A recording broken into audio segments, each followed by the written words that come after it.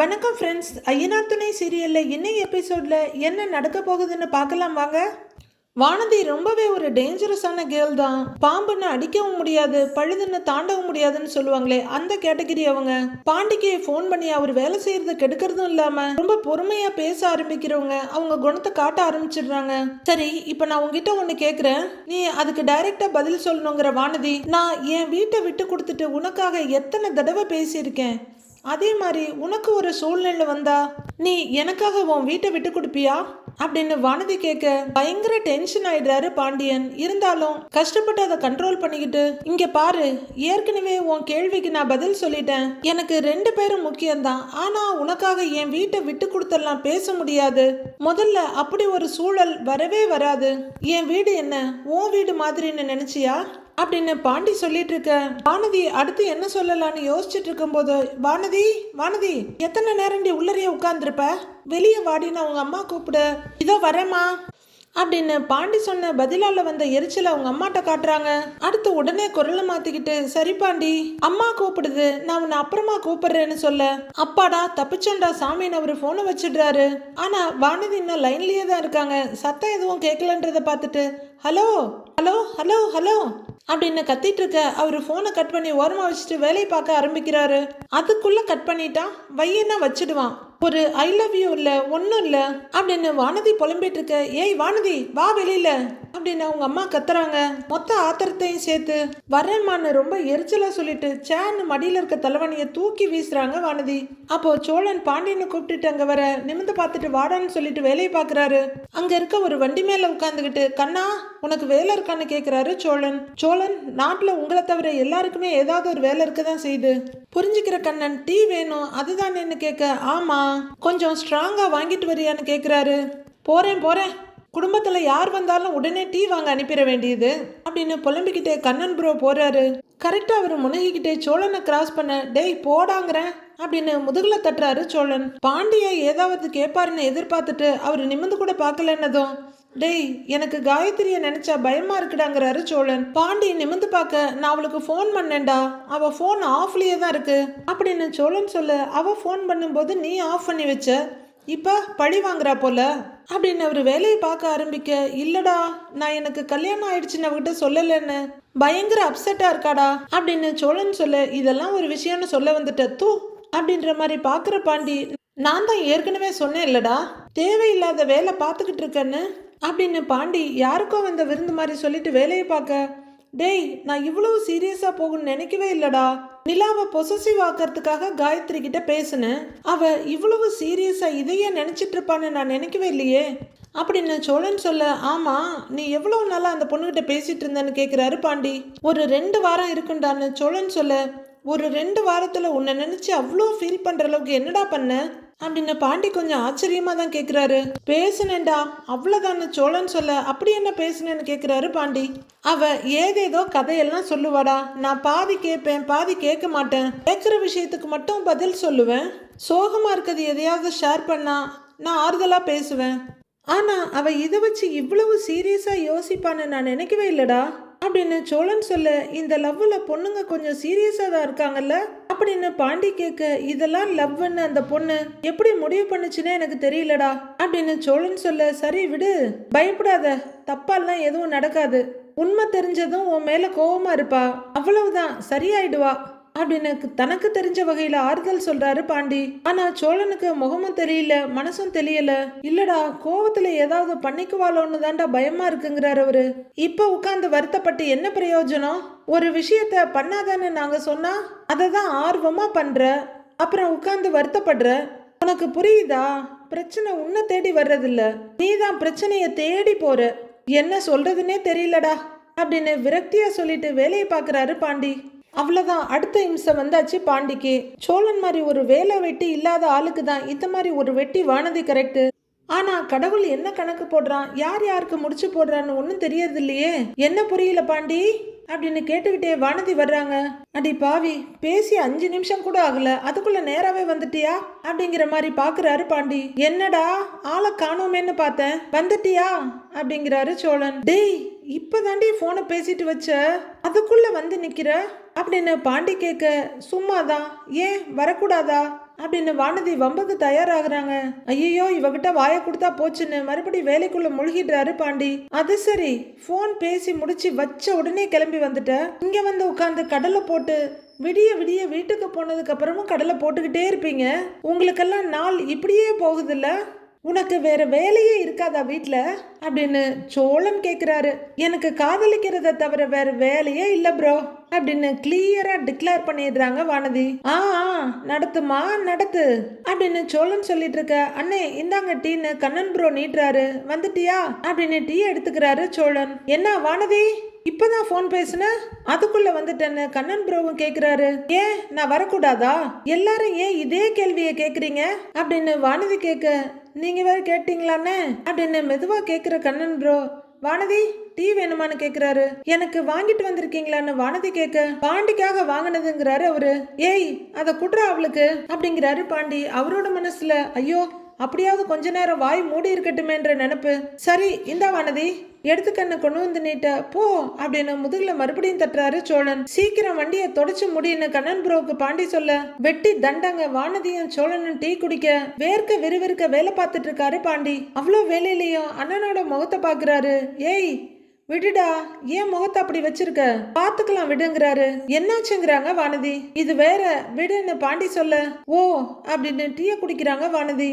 வானதி அப்பப்ப எல்லார் முகத்தையும் மாறி மாறி பார்த்துட்டு, நிலா அக்கா எப்படி இருக்காங்க ப்ரோன்னு கேக்குறாங்க சோழன் கிட்ட. அவளுக்கு என்ன நல்லா இருக்காங்கிறாரு சோழன். இப்ப எதுக்கு அதெல்லாம் கேட்டுட்டு இருக்க அப்படின்னு வானதி கிட்ட பாண்டி சொல்ல, அவர்கிட்ட தானே கேட்டுட்டு இருக்கேன், இப்ப உனக்கு என்ன, அமைதியாரு அப்படின்னு பாண்டிக்கிட்ட எகுற என்னவோ பண்ணுங்கன்னு ஒரு வேலையை குனிறாரு. உங்களுக்கு நிலா அக்காவை ரொம்ப பிடிக்கும் தானே அப்படின்னு வானதி கேட்க, என்ன கேள்வி இது, ரொம்ப பிடிக்குங்கிறாரு சோழன்.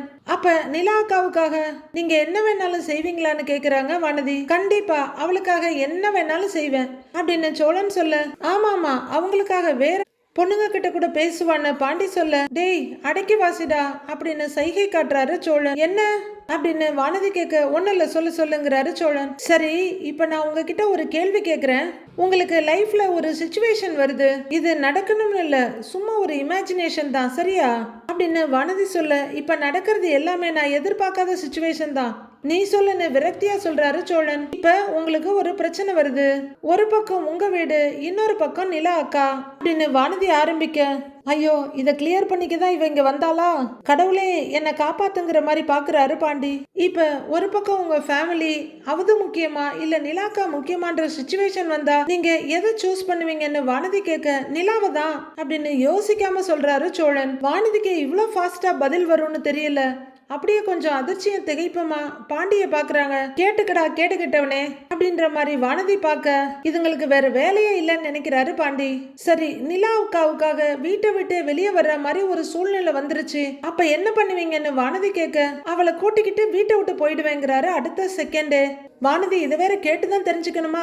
சோழன் ஒரு சுயநல பிசாசுன்னு ஊர் உலகத்துக்கே தெரியும். மறுபடியும் வானதி அர்த்தத்தோட பாண்டிய பார்த்து முறைக்கிறாங்க. ஐயோ இதுங்களால ஏன் தலை உருளுது அப்படின்னு அவர் பார்த்துட்டு இருக்காரு. ஊர் பக்கம் ஒரு பழமொழி சொல்லுவாங்க, செய்யற வேலையை விட்டுட்டு சினையாட்டுக்கு ஜட பின்னி விட்டாங்களான்னு. அந்த மாதிரி வேலை தான் போய்கிட்டு இருக்கு. அப்ப உங்களுக்கு உங்க ஃபேமிலி முக்கியம் இல்லையான்னு வானதி கேட்க, அப்படின்னு இல்ல, ஆனா நிலாவா வீடான்னு பார்க்கும்போது எனக்கு நிலா தான் முக்கியம், இவங்களுக்காக நான் நிலாவை விட முடியுமான்னு கேக்குறாரு சோழன். பாருடா பாரு, உங்க வீட்டுல இருக்க ஒருத்தனை எப்படி சொல்லிட்டு இருக்கான்னு நல்லா பாருன்னு வானதி பாண்டிய பாக்குறாங்க. அப்பவும் பாண்டி வாய் திறக்காம இருக்க, பாத்தியா பாண்டி உங்க அண்ணன் எப்படி சொல்றாருன்னு, எனக்காக நீ வீட்டை விடுவேன்னு சொல்லி இருக்கியான்னு வானதி கேக்குறாங்க. நான் என்ன சோழனா, என்னால வீட்டெல்லாம் விட்டு கொடுக்க முடியாதுங்கிறாரு பாண்டி. கடுப்பாகுறாங்க வானதி. என்ன இது இவன் நம்மள முறைக்கிறான் அப்படின்னு சோழன் பாண்டிய பார்த்துட்டு இருக்க. அவரோட மொபைல் ரிங் ஆகுது. ரொம்ப ஆர்வமும் அவசரமா எடுத்து பார்த்து புஷ்ஷுன்னு ஆயிடுறாரு. பாண்டி ஸ்பேனரை கீழே வச்சுட்டு கையை தொடச்சுக்கிட்டு, டேய் ஒரு நிமிஷம் வான்னு கூப்பிடுறாரு.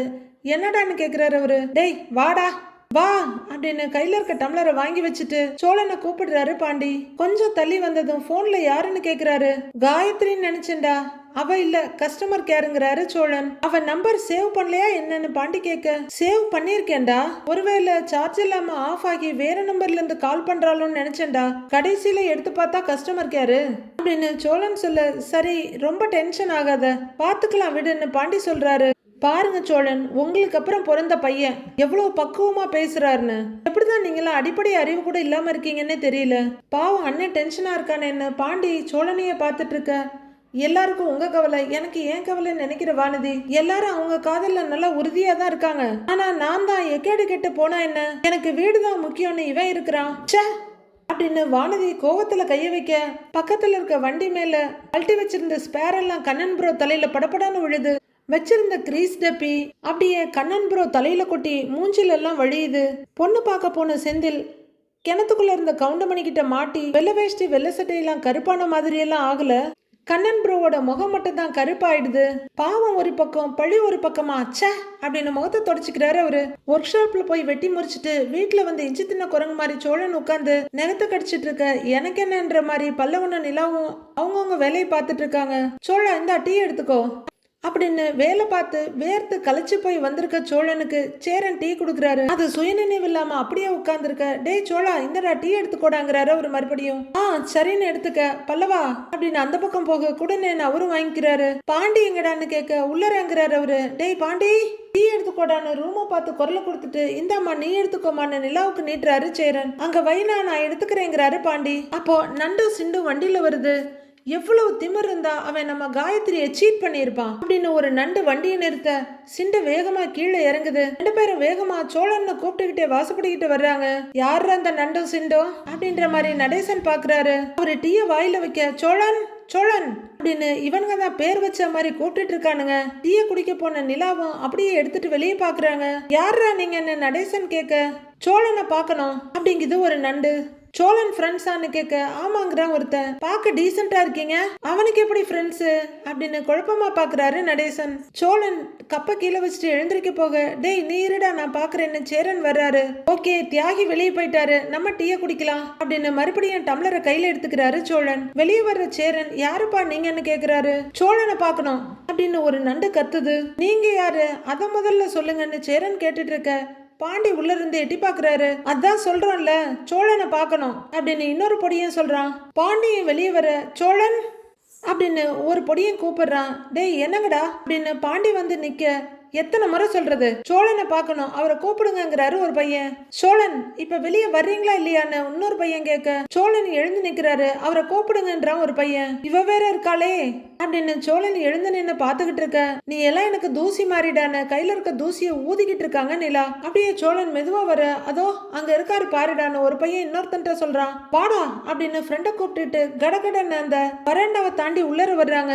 வாசப்படியில இருந்து மெதுவா வர என்னங்க இவ்வளவு மோசமானவரா இருக்கீங்க, கல்யாணம் ஆனதை மறைச்சு காயத்ரி ஏமாத்திக்கிட்டு இருக்கீங்க அப்படின்னு கத்துன்னு அந்த பையன் கத்துறான். ஐயோ கொஞ்சம் மெதுவா பேசுங்க மெதுவா மெதுவா அப்படின்னு நிலாவை திரும்பி பார்த்துக்கிட்டே சொல்றாரு சோழன். நாங்க எத்தனையோ தடவை சொல்லிட்டோம், அவ கேட்கவே மாட்டேங்கிறா, இப்படியா எங்க ஃப்ரெண்டை ஏமாத்துவீங்க அப்படின்னு இன்னொரு பையன் கத்த. டேய் சத்தம் போடாதீங்கடா, எதுவா இருந்தாலும் வெளியே போய் பேசலாம் வா வாங்க அப்படின்னு சோழன் கூப்பிட என்னத்த போய் வெளியில பேசுறது சொல்லுங்க ப்ரோ சொல்லுங்க என்ன பண்ணிட்டு இருக்கிறீங்க நீங்க அப்படின்னு இன்னொருத்தன் கத்த. வாங்கடா வாங்கடா அப்படின்னு 2 பேரையும் தள்ளிக்கிட்டு வெளியே போறாரு சோழன். சேரனும் தவிப்பா ஒரு தடவை நிலாவை திரும்பி பார்த்துட்டு பின்னாடியே போறாங்க. பாண்டியும் போறாரு. பல்லவனுக்கும் இருப்பு கொள்ளல பட்டுன்னு டம்ளரை வச்சுட்டு அவரும் போறாரு. எல்லாரும் போகுதுங்களே பயங்கரமா ஏதாவது பிரச்சனை வந்துருமோ நாமளும் போலாமான்னு யோசிச்சுட்டே இருக்காங்க நிலா. காயத்ரிக்கு மட்டும் ஏதாவது ஒன்று ஆகட்டும் அப்புறம் உங்களை சும்மா விட மாட்டோம்னு ஒரு நண்டு மிரட்டுது. டேய் எதுவா இருந்தாலும் கொஞ்சம் பொறுமையா பேசுங்கிறாரு பாண்டி. என்ன நடந்துருச்சுன்னு இப்படி கத்திட்டு இருக்க, நீங்க கேட்கறதுக்கெல்லாம் அவன் பதில் சொல்லிட்டு தானே இருக்காங்கிறாரு பாண்டி. சவுண்ட் விடுற வேலையெல்லாம் இருக்க கூடாதுங்கிறாரு அவரு. காயத்ரியோட நிலைமை இப்ப என்னன்னு தெரியுமா உனக்கு, நீங்க பாட்டுக்கு நல்லா பேசி ஏமாத்திட்டு போயிட்டீங்க. நீங்க அவளை அவாய்ட் பண்ணதையே அவளால தாங்கிக்க முடியல.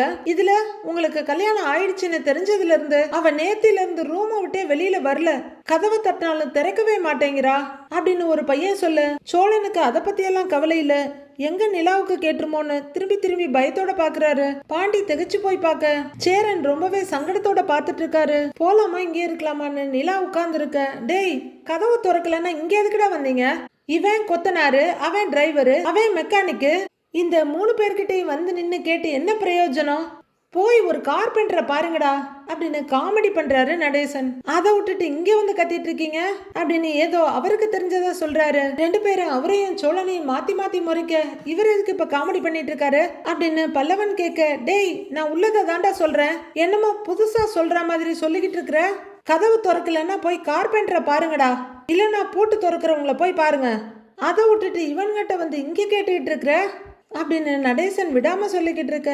அப்பா கொஞ்சம் சும்மா இருங்களேன்ப்பா அப்படிங்கிறாரு சேரன். அவளுக்கு மட்டும் ஏதாவது ஒன்று ஆச்சு, நாங்க யாரும் உங்களை சும்மா விட மாட்டோம்னு ஒரு பையன் கத்துறாரு. நாங்க சின்ன பசங்க தானே, பெருசா என்ன பண்ணிடுவாங்கன்னு எதுவும் நினைச்சிடாதீங்க, நாங்க பெரிய கேங் அப்படின்னு அந்த பையன் சொல்ல, டேய் அந்த பொண்ணு கஷ்டப்படுதுன்னு சொல்ற, அது ஓகே, அது புரியுது, அது என்ன நாங்க பெரிய கேங்கு சும்மா விட மாட்டோம்னு சவால்லாம் விட்டுட்டு இருக்கேன்னு பாண்டி கேக்குறாரு. அந்த பொண்ணுக்கெல்லாம் ஒன்னும் ஆகாது, கதவை சாத்தி தூங்கிக்கிட்டு இருக்கோம், முதல்ல கதவை திறந்து பாருங்க, அதை விட்டுட்டு இங்க வந்து ஒன்னு கத்திக்கிட்டு இருக்கீங்க, போங்கடாங்கிறாரு பாண்டி. சோழன் திருன்னு முழிச்சிட்டு இருக்க. அவங்க 2 பேரும் பாண்டி கிட்ட என்ன பேசுறதுன்னு பாக்க, டேய் போங்கடாங்கிறாரு பாண்டி. 2 பேரும் அமைதியா வந்து செருப்பு போட்டுக்கிட்டு அவளுக்கு மட்டும் ஏதாவது ஆகட்டும் அப்படின்னு சோழன் கிட்ட சொல்லிக்கிட்டே அவங்க போக, டேய் என்னடா பார்வை, போங்கடா, முதல்ல போய் கதவு திறந்து பாருங்கடா அப்படின்னு அவங்க 2 பேரோட தோல்ல கைய வச்சு தள்ளிக்கிட்டு கொஞ்ச தூரம் கொண்டு வந்து விடுறாரு பாண்டி.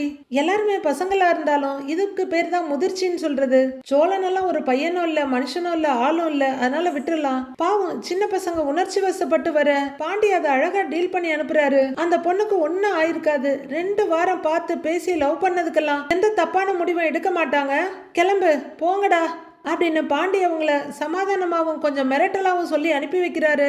சோழன் பிக்காரி பைய மாதிரி திருன்னு முழிச்சிட்டு நிக்கிறாரு. பாண்டி திரும்பி வர சேரன் உள்ளர போக பாண்டியும் போக தலையை தொங்க போட்டுட்டு சோழனும் உள்ளர வர்றாரு. உள்ளர வர்ற பல்லவன் கையை தட்டுறாரு, சூப்பர் அண்ணே சூப்பரு, இப்படிதான் இருக்கணும் அப்படின்னு சொல்லிக்கிட்டே போய் உட்கார, டேய் நான் தான் உன்னை பேசி சரி பண்ணன்னு சொன்னேன்லடா அப்படின்னு பாண்டி சொல்ல, டேய் பேசினா புரிஞ்சுக்கணும்லடா, அந்த பொண்ணு புரிஞ்சிக்காம சொன்னதையே திரும்ப திரும்ப சொல்லிக்கிட்டு இருக்கு, நான் என்னடா பண்ண முடியுங்கிறாரு சோழன். பண்றதெல்லாம் பண்ணிட்டு இனிமே என்ன பண்றது அப்படிங்கிற மாதிரி பல்லவன் பாக்குறாரு. என்ன நீ எதுக்குன்னு அந்த பொண்ணுகிட்ட எனக்கு கல்யாணம் ஆயிடுச்சுன்னு சொன்ன, அதனால தானே இவ்வளோ பிரச்சனையோ அப்படின்னு சோழன் சேரன் கிட்ட எகிர்றாரு. என்னைய வேற என்னடா பண்ண சொல்ற, அந்த பொண்ணு அழுதுகிட்டே நம்ம வீட்டுல வந்து நிக்குது, நான் வேற என்ன சொல்லி அனுப்புறது, ஆமாப்பா இவனுக்கு உங்களை தான் பிடிச்சிருக்கு, கல்யாணம் பண்ணி கூட்டிட்டு போங்கன்னு சொல்லவா அப்படின்னு சேரன் சிடுசிடுக்க. சோழன் அமைதியா பாக்குறாரு. நிலாவும் பாத்துக்கிட்டே இருக்காங்க. இதெல்லாம் உனக்கு கொஞ்சமாவது பொறுப்பு இருக்காடா, வீட்டுல எல்லாருமே இதெல்லாம் தப்பு வேண்டான்னு சொன்னோம்ல, பல்லவன் கூட உங்ககிட்ட சொன்னானேடா, கேட்டியா நீ அப்படின்னு சேரன் கேட்க, ஆமாண்ணேங்கிற மாதிரி தலையாட்டுறாரு பல்லவன். மாறி மாறி கலர் கலரா ட்ரெஸ் போடுறது என்ன, சென்ட் அடிக்கிறது என்ன, பஸ் ஸ்டாப்ல போய் நின்று அந்த பொண்ணுகிட்ட வழியறது என்ன, என்னடா எனக்கு எதுவும் தெரியாதுன்னு நினைச்சியா, எனக்கு எல்லாம் நல்லா தெரியும்டா அப்படின்னு செம்மையா சீர்றாரு சேரன். டேய் அந்த பொண்ணு மாதிரி நீ என்ன காலேஜ் படிக்கிற பையனா, டேய் கல்யாணம் ஆயிடுச்சுடா உனக்கு, அந்த பொறுப்பு கொஞ்சமாவது இருக்கா உனக்கு, உன்னை என்ன சொல்றதுன்னு எனக்கு தெரியலடா அப்படின்னு கரடிய காரி துப்புன மாதிரி ஒரு நாளும் கோவப்படாத சேரனை கழுவி கழுவி ஊத்துறாரு. இப்பதான் கல்யாணம் ஆயிடுச்சுல்ல, ஒழுங்கா இருக்கலாம்ல, அறிவு இருக்கிறவன் பண்ற வேலையாடா இது, உன் வாழ்க்கை நல்லா இருக்கணும்னு உனக்கு ஆசையே இல்லையாடா சோழா, உன்னைய இப்படி வளர்த்து வச்சிருக்கத நினைச்சா எனக்கே என் மேலேயே கோவமா வருதுடா. பாண்டியும் பல்லவன் இந்த மாதிரி வேலை செய்யறாங்களா, இல்ல நான் செய்யறேனா, நீ மட்டும் ஏன்டா இப்படி இருக்கிற, ஒரு பொண்ணை கல்யாணம் பண்ணி வீட்டுல கொண்டு வந்து வச்சுக்கிட்டு இன்னொரு பொண்ணு கிட்ட பேசி பிரச்சனையை இழுத்துட்டு வந்து வச்சிருக்கிற, இதுல கேள்வி கேட்டா கோபம் வேற வருது உனக்கு, பேசாம ஒழுங்காயிரு, எனக்கு வர்ற கோபத்துக்கு உன்ன அப்படின்னு சேரன் பொறிஞ்சு தள்ளிடுறாரு. என்ன ஒரு நாள் இல்லாத அண்ணன் கோவப்படுது, பார்த்துட்டு சும்மா இருந்தா நான் என்ன சோழன் அப்படின்னு நினைக்கிற சோழன், அண்ணே நீ என்னன்னு எனக்கு நடந்தது நிஜ கல்யாணங்கிற மாதிரி பேசிட்டு இருக்க, எல்லாம் தெரிஞ்சுமே இப்படி பேசுறியன்னு அப்படின்னு சோழன் கேட்க என்ன சொல்றதுன்னு யோசிக்கிறாரு சேரன். எனக்கு என்னமா கல்யாணம் ஆகி ஒரு அன்பான மனைவி வீட்டுல இருக்கும்போது நான் என்னம்மா வேற ஒரு பொண்ணு பின்னாடி போன மாதிரி பேசிட்டு இருக்க அப்படின்னு சோழன் கேட்க யாருக்கு என்ன பதில் சொல்றதுன்னு தெரியல. இந்த கல்யாணம் எப்படி நடந்ததுன்னு உங்களுக்கு எல்லாருக்கும் தெரியும்ல, இது என்ன ஒரிஜினல் கல்யாணமா, ஃபேக்குன்னு ஃபேக் கல்யாணம், மேடம் இத கல்யாணமாவா கன்சிடர் பண்றாங்க, இல்லையே மேடத்துக்கு நான் யாரோ ரோட்ல போற ஒரு ஆள் தானே, எப்படா சான்ஸ் கிடைக்கும் இங்க இருந்து எஸ்கேப் ஆகலான்னு தானே மேடம் பார்த்துட்டு இருக்காங்க, மேடம் எனக்காக ஒண்ணு இந்த வீட்டுல இல்லையே, அது உங்க எல்லாருக்கும் தெரியும்ல, உங்க எல்லாரையும் மேடத்துக்கு பிடிச்சிருக்கு, உங்க எல்லாரோடைய மேடம் ஈஸியா கனெக்ட் ஆயிட்டாங்க, அதனாலதான் மேடம் இன்னும் இங்க இருக்காங்க அப்படின்னு நிலாவை காட்டி காட்டி பேசிட்டு இருக்க. நிலாவை அமைதியா பேசுடா பேசு, எவ்வளோ பேச முடியுமோ பேசுன்னு பார்த்துட்டு இருக்காங்க. அவங்கள போய் நான் என்னோட ஒய்ஃபா யோசிக்க முடியுமா, இல்ல அதுக்கு தான் மேடம் அலோவ் பண்ணுவாங்களா அப்படின்னு சோழன் கேட்க எல்லாரும் என்ன சொல்றதுன்னு தெரியாம பாக்குறாங்க. அப்புறம் எதுக்கு சோழன் காயத்ரியை வேணான்னு சொன்னீங்க, அந்த பொண்ணே உங்களை விரும்புது, அப்ப கல்யாணம் பண்ணிட்டு போக வேண்டியது தானே, தெரியாதனமா ரூம்குள்ள போனாலே ஐயோ அம்மம்மான்னு கத்துறாங்க, இந்த நிலைமையில நான் வெளியே போய் ஒரு பொண்ணு கிட்ட பேசுறது தப்பா அப்படின்னு சோழன் கேட்க வெறுப்பா முகத்தை திருப்பிக்கிறாங்க நிலா. இதோ இப்ப கூட மேடம் டிவோர்ஸ்க்கு அப்ளை பண்ணியிருக்காங்க, டிவோர்ஸ் கிடைச்ச உடனே அவங்க யாரோ நான் யாரோன்னு ஆயிடுவோம். இதெல்லாம் நானும் தானே யோசிப்பேன். அன்னைக்கு கூட அவங்க ஆபீஸ்ல இருந்த அவங்க பாஸ் வந்தாரு. அவர்கிட்ட என்ன சொன்னாங்க? கசின் என்ன சொன்னாங்க? புருஷன் நான் சொன்னாங்க. அப்புறம் நான் மட்டும் எப்படின்னு வெளியில போய் எனக்கு கல்யாணம் ஆயிடுச்சுன்னு சொல்லுவேன்? இல்ல எதுக்கு சொல்லணும்னு கேக்குறேன். எனக்கு மட்டும் கல்யாணம் ஆயிடுச்சுன்னு நான் எதுக்கு வெளியே போய் சொல்லணும் அப்படின்னு சோழன் கேள்வியா கேட்டுட்டு இருக்க. யார்கிட்டையும் பதில் இல்ல. அண்ணே எனக்கு இன்னும் கல்யாணம் ஆகலன்னு. நிலாவை பொறுத்த வரைக்கும் இது ஒரு ஃபேக் மேரேஜ்.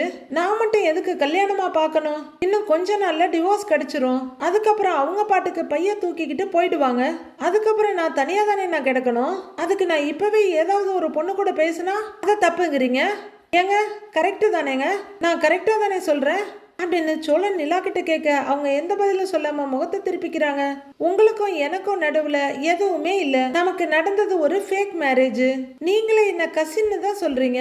அப்புறம் நான் மட்டும் எப்படிங்க உங்களை ஒய்ஃப்னு சொல்ல முடியும் அப்படின்னு இத்தனை நாளா அடக்கி வச்சிருந்தது மறைச்சு வச்சிருந்தது அப்படின்னு எல்லாத்தையும் கொட்டி தீர்த்துட்டு இருக்காரு சோழன். அதனாலதான் நான் அந்த பொண்ணுகிட்ட எதுவுமே சொல்லல. நான் என்னமோ ஏமாத்திட்டேன்னு சொல்லி அண்ணே அந்த குதிக்குது. நான் என்ன ஏமாத்தினேன்? எனக்கு உண்மையிலேயே நிஜமாவே கல்யாணம் ஆயிருந்தா நானே அதை போய் சொல்லி இருப்பேன். எனக்கு தான் கல்யாணமே ஆகலையே அப்படின்னு சோழன் சொல்ல நிலா அமைதியா உட்கார்ந்துருக்க. எல்லாரும் என்ன சொல்றதுன்னு திருன்னு பார்த்துட்டு இருக்காங்க.